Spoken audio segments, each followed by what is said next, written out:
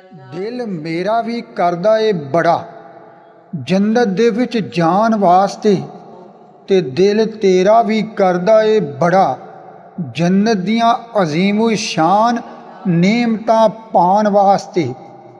जन्नत दियां अजीमो शान नेमतां दे विचों सुन एक नेमत दा जिक्र। मेरे ते तेरे सोने नबी सल्लल्लाहु अलैहि वसल्लम ने फरमाया कि जन्नत दी एक नेमत जन्नत दे खैमे भी ने। उन्हां खैमियां दे विचों हर एक खैमा सफ़ेद मोती दा होवेगा। उहदा बाहर दा सारे दा सारा मंजर सफ़ेद मोती वांगू होवेगा, लेकिन ओहदा अंदर सारा खोखला खाली होवेगा। उस खैमे दे विच रहन वाले अहले खाना जेड़े ने ना परेशान होणगे, ना गमज़दा होणगे, ना तन्हाई महसूस करनगे, ना बेगानगी महसूस करनगे। अगरचे दूसरे खैमियां दे विच रहन वालियां नूं ओ नज़र नहीं आउणगे। ये कुछ होण दे बावजूद भी खुशी ते राहत ते सकून महसूस करनगे।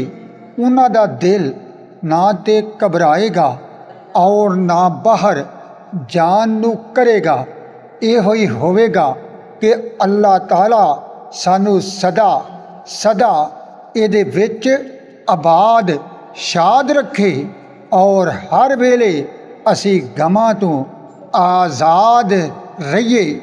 जन्नत दी ए अजीमो शान नेमत खैमे दी सूरत दे विच जिहड़ी मिलेगी, एदी बुलंदी दा आलम ए होवेगा कि सरकारे दो आलम ने फरमाया कि 60 मील तक बुलंद होवेगा। सुबहान अल्लाह, है ना हैरत अंगेज मंजर। और इहो जे हैरत अंगेज मंजर सवाए अल्लाह तो कौन तखलीक कर सकदा है। ते फिर अल्लाह सोने नाल यारी ला लो। नबी करीम सल्लल्लाहु अलैहि वसल्लम नू अपना दोस्त बना लो।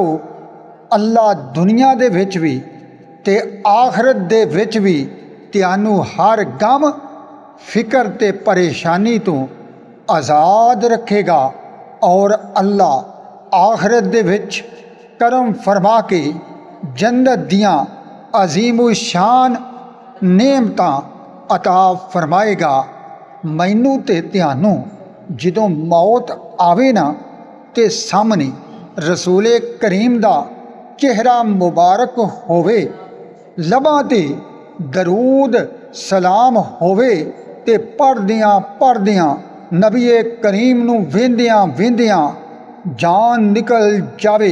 अस्सलातु वस्सलामु अलैका या रसूल अल्लाह व अला आलिका व सहाबिका या हबीब अल्लाह।